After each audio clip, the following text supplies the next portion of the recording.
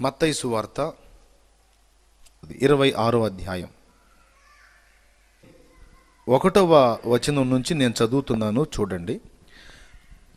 26వ అధ్యాయం 31వ వచనం నుంచి నేనే చదువుతున్నాను, వినండి. అప్పుడు యేసు వారిని చూచి, ఈ రాత్రి మీరందరూ నా విషయమై అభ్యంతరపడెదరు. ఏలయనగా గొర్రెల కాపరిని కొట్టుదును, మందలోని గొర్రెలు చెదరిపోవును అని వ్రాయబడి ఉన్నది కదా.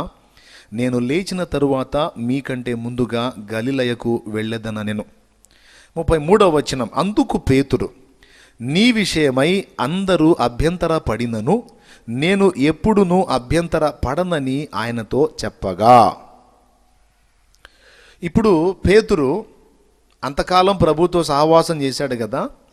ఇప్పుడు దేవుని విషయమై అతను ఏం మాట్లాడుతున్నాడో చూడండి. ప్రభు అన్నాడు, ఈ రాత్రి ఈ సంఘటన జరగబోతుంది, నేను కాపరిని కొట్టుదును, గొర్రెలు చెల్లాచెదురైపోతాయి అనే మాట ఇలా ప్రవచనం ఉంది కదా, అది నెరవేరుతుంది ఈ రాత్రి అని ఆయన అన్నప్పుడు వెంటనే పేతురులో తన స్వీయత లేక స్వయం లేక అహం మేల్కొంది.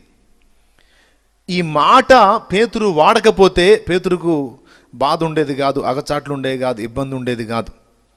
కానీ పేతురు పాపం అణుచుకోలేడు, వెంటనే బయటపడ్డాడు, తన అహాన్ని ప్రదర్శిస్తున్నాడు అక్కడ. ఇప్పుడు ఏమని తెలుసా, తను వెంటనే ఇతరులతో తాను పోల్చుకున్నాడు. ఇదిగో వినండి, అహం అంటే ఏంటో వర్ణిస్తున్నా. అహం అంటే ఏంటో వర్ణిస్తున్నా. అహం ఎలా మనం దాన్ని దొరకపుచ్చుకోవచ్చో, ఆ దొంగ ఎలా దొరికించుకోవచ్చో నేను ఇప్పుడు చెప్తున్నా. మనలో అహం అనేది మనకి ఎప్పుడు క్యాచ్ అయ్యిద్ది, ఎలా క్యాచ్ అయ్యిద్ది అంటే ఖచ్చితంగా ఇతరులు మన ముందుకు వచ్చినప్పుడు, ఇతరులతో మనం పోల్చుకున్నప్పుడు మనం వాళ్ళకంటే బెటర్గా మనం కనపడతాం. ఈ విధంగా ఎప్పుడైతే మనకు అనిపించిందో అవుట్. ఇతరులతో పోల్చుకొని వారికంటే మనం యోగ్యులమని మనల్ని మనం ఎప్పుడైతే కనపరుచుకోవడానికి ప్రయత్నం చేస్తామో తక్షణమే ఇక దేవుడు నిన్ను విరగొట్టే పనికి పూనుకోవాల్సి ఉంటుంది. ఈ అహం అనే దొంగ ఉంది చూశారు, ఈ దొంగ దొరకదు. అసలు మనలో ఉన్నట్టు కూడా మనకు తెలియదు. అందుకే చెప్తున్నాను, ఇది తరచుగా మనకు ఎదురయ్యే శోధన. ఇది మనలో ఉందన్న సంగతి కూడా మనకు తెలియదు. ఎంత విచిత్రంగా ఉంటుంది ఈ సమస్య అంటే, ఏమండి నాకు చాలా తగ్గింపు అండి, నేను వాళ్ళలాగా వీళ్ళలాగా హెచ్చించుకోనండి, నాకు చాలా తగ్గింపు అని ఈ తగ్గింపుల గురించి చెబుతానే ఆ తగ్గింపు విషయమే హెచ్చించుకుంటున్నాడు. చూడండి, ఈ ఒక్క మాటతో వాళ్ళందరికీ మించిపోయాడు. అంటే ఈ పదంలోనే దొరికిపోయాడు, తనలో అతిశయం ఉంది, అహం ఉంది అని. చూడండి, దొరుకుతుందేమో ఇది దొంగ. అసలు ఇది సమస్యగా తప్పుగా అనిపిస్తుందా మనకి? ఆ మాట చెప్పుకునేటప్పుడు కూడా అయ్యో ఇది తప్పే అని అనిపించదు. ఎప్పుడైతే ఇతరులతో పోల్చుకొని మనల్ని మనం వాళ్ళకంటే యోగ్యులుగా కనపరుచుకోవడానికి ప్రయత్నిస్తామో వెంటనే కొట్టేస్తాడనమాట. యాకోబు తొడగూడు వసలు కొట్టినట్టు పడిపోద్ది కదా దాని మీద దెబ్బ, తప్పదు. లేకపోతే రైలు పట్టాల మీద నుంచి పక్కకు పడిపోయిద్ది అనమాట. ఇక్కడ పేతురు అదే పని చేశాడు. ఏమన్నాడు తెలుసా, వీళ్ళంతా అభ్యంతర పడినా నేను అసలు నీ విషయమై అభ్యంతర పడను అన్నాడు. ఈ మాట పేతురు అన్న తర్వాత యేసయ్య మాట్లాడా, అనక ముందు మాట్లాడా? అన్న తర్వాత యేసయ్య ఏం మాట్లాడాడండి? సీమోనా, నా విషయమై అభ్యంతర పడవా? అబ్బా, అంత నమ్మకస్తుడువా? ఆహా, అంత నమ్మకత్వం ఉందా నీ దగ్గర? అంత పర్ఫెక్టా? నాకు తెలియదే. చాలా గొప్పోడివే నువ్వు, చాలా స్థిరమైన మనసు గలవాడివే నువ్వు. అబ్బో, ఇది నిజంగా నాకు ఆశ్చర్యంగా ఉందే, చాలా సంతోషం బాబు అనలా. యేసు ప్రభు చూసి నాకు తెలిసి నవ్వుంటాడు, నీకంతా ఉదారమే పేతురు, అనవసరంగా సమస్య తెచ్చుకున్నావు అని నవ్వుకొని ఉంటాడు ఆయన. ఏమన్నాడు తెలుసా? చూడండి, యేసు అతన్ని చూచి, ఈ రాత్రి కోడి కుయ్యక మునుపే నీవు నన్ను ఎరుగనని ముమ్మారు చెప్పెదవని నీతో నిశ్చయముగా చెప్పుచున్నాను నేను. వెంటనే అతని అహం మీద దెబ్బ పడిపోయింది. ఆ మాట మాట్లాడకపోయినట్టయితే ఆ దెబ్బ పడేది కాదు. మిగిలిన వాళ్ళు కొంచెం మౌనంగా ఉంటే మనోడు తొందరపడి వీళ్ళంతా ఒకవేళ అభ్యంతరపడి పారిపోతారేమో పిరికి పందల్లాగా. నేను పోను అన్నాడు. వెంటనే ఇక మిగిలిన వాళ్ళు ఎవరిని టార్గెట్ చేయకుండా పేతురు వైపే తిరిగాడు ఆయన. పేతురు వైపు తిరిగి, అప్పటికే నైట్ చాలా అయిపోయింది, ఇంక చెప్తున్నాడు అన్నమాట. ఇంకా కొద్ది గంటల్లో, రోజులు కూడా కాదు సుమి, కొన్ని గంటలలోనే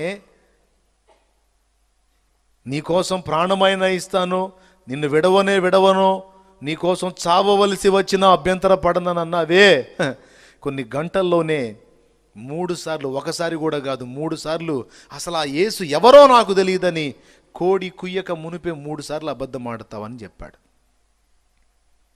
అంతటితో ఆగాడా? మళ్ళా అయ్యో తేడా పడ్డా ప్రభువా క్షమించు అన్నాడా?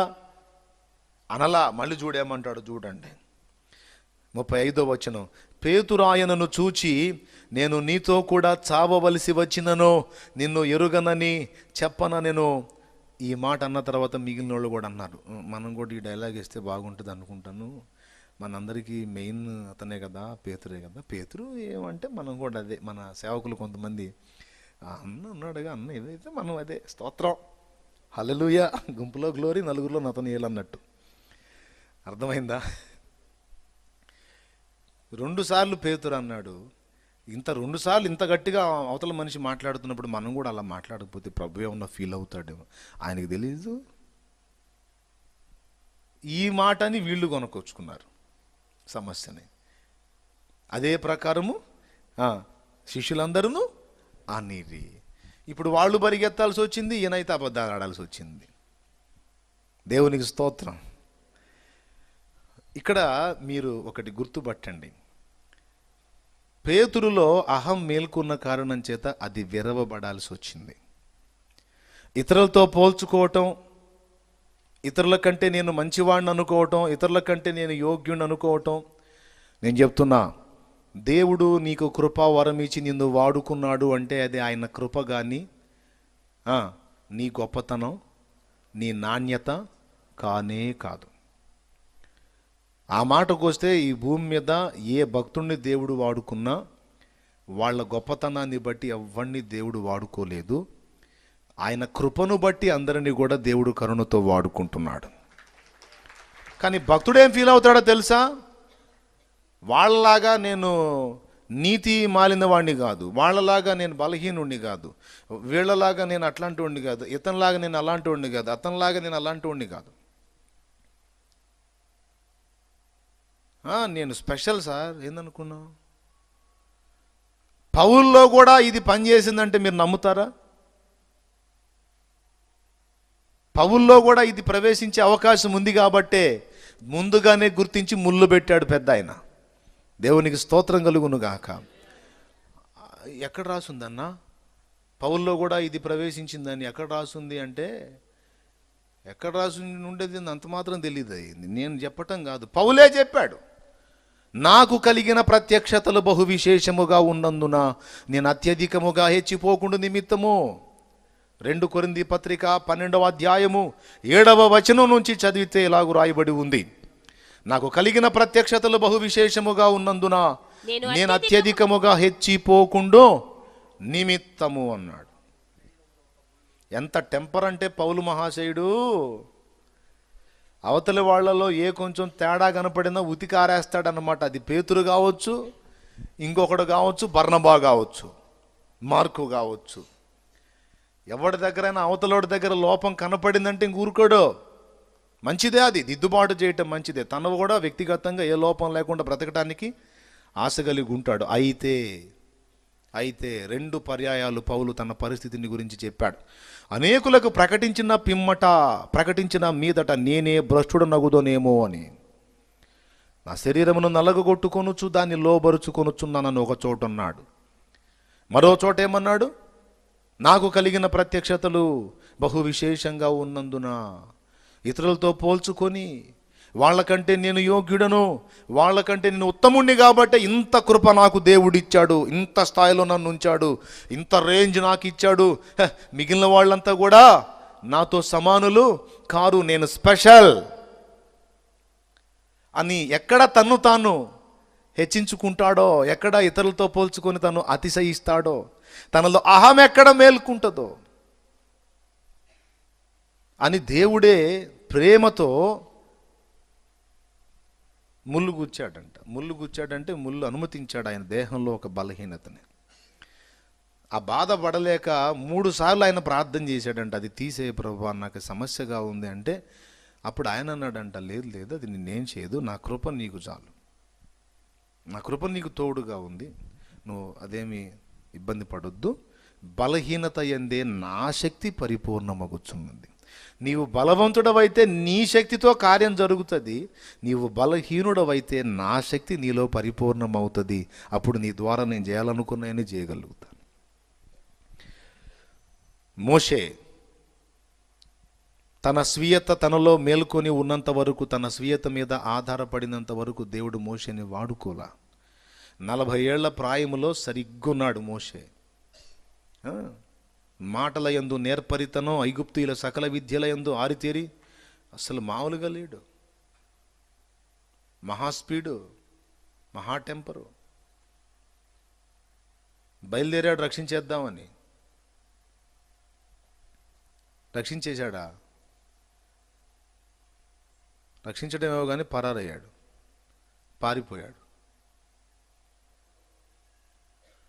80 ఏళ్ల తర్వాత, 80 ఏళ్ల ప్రాయములో అతని స్వీయతంతా విరిగిపోయి, అప్పుడేమనుకున్నాడు 40 ఏళ్లలో, దేవుడు నన్ను, ఆయన ఆలోచన వేరు, దేవునికి స్తోత్రం కలుగును గాక, ఐగుప్తు రాజుగా నన్ను చేసే అవకాశం ఉంది దేవుడు, నేను రాజునై వీళ్ళందరినీ బయటికి తీసుకొస్తాను, ఆ ప్లాన్ ఉందేమో నా మీద అనుకుని ఐగుప్తీల సకల విద్యలను నేర్చుకున్నాడు. అర్థమైందా? రాజు అయితే ఏముంది, బానిసలందరినీ కూడా నేను రిలీజ్ చేసేస్తున్నానని ఆయన ఆజ్ఞ జారీ చేస్తే మొత్తం వెళ్ళిపోతారు, అట్లా అనుకున్నాడు. ఏముంది, అది పెద్ద సమస్య ఏముంది, సింపుల్ కదా ఆయన రాజు అయిపోతే. కానీ రాజు కావటానికి మధ్యలో ఒకడు అడ్డున్నాడు. తర్వాత ఒకవేళ ఇలా అయితే దేవుని ప్రణాళిక, ఇశ్రాయేలు జాతి ద్వారా దేవుడు చేయాలనుకున్న కార్యాలు, ఐగుప్తుకు దేవుడు తీర్చాలనుకున్న తీర్పులు, తన జ్యేష్ఠ కుమారుడు యాకోబు సంతానం అదంతా కూడా ఆ సంతానాన్ని బానిసలుగా చేసి వాళ్ళు తోమారు గనక వాళ్ళని తోమకుండా నేను ఎందుకు వదిలిపెడతాను? ఈ పిచ్చోడేంటి, నేను రాజునైపోతాను, సింపుల్గా వెళ్ళి అందరినీ రిలీజ్ చేసేస్తానని ఏదో సమస్య చిన్నదిగా ఆలోచన చేసుకుంటున్నాడు, మరి నా ప్లాన్ అంతా ఏమవ్వాలి అని తన స్వీయత, తనలో ఉన్న అహమంతా విరిగిపోయేంత వరకు వ్యర్థుడుగా చేశాడు. అక్కడ వట్టిగా ఖాళీ చేసేసాడండి. 40 సంవత్సరాలు, 80 ఏళ్ళు వచ్చినాయి, ఖాళీ అయిపోయాడంట. నీకు గుర్తు ఏమిటంటే, దేవుడు 80 ఏళ్ల ప్రాయములో మండుచున్న పొదలో దర్శించి, రా నీ ద్వారా ఇప్పుడు ప్రజల్ని విమోచిస్తాను రా అని పిలిస్తే తన అసమర్థతని, ఆనాడేమో దేవుడు చెప్పకముందే పోయి రక్షించడానికి బయలుదేరాడు, ఇప్పుడేమో 40లోనేమో చెప్పకుండానే స్పీడ్గా వెళ్ళి రక్షించడానికి మొదలుపెట్టాడు, 80లోనేమో రమ్మని పిలిచినా నా వల్ల కాదంటూ మొదలుపెట్టాడు. 3-4 సార్లు చివరిగా, అయ్యా నువ్వు పంపదలిచిన వాడినే పంపుము అంటే కోపపడతాడు. దేవుడు కోపపడి, నీ అన్న అహరోను లేడా, అహరోను నీకు తోడిస్తా పద అని చెప్పని కోపగించుకొని మోషేని లైన్లో తీసుకొస్తాడు. కాబట్టి తన స్వీయత ఉన్నంత వరకు దేవుడు ఆయన్ని వాడుకోలా.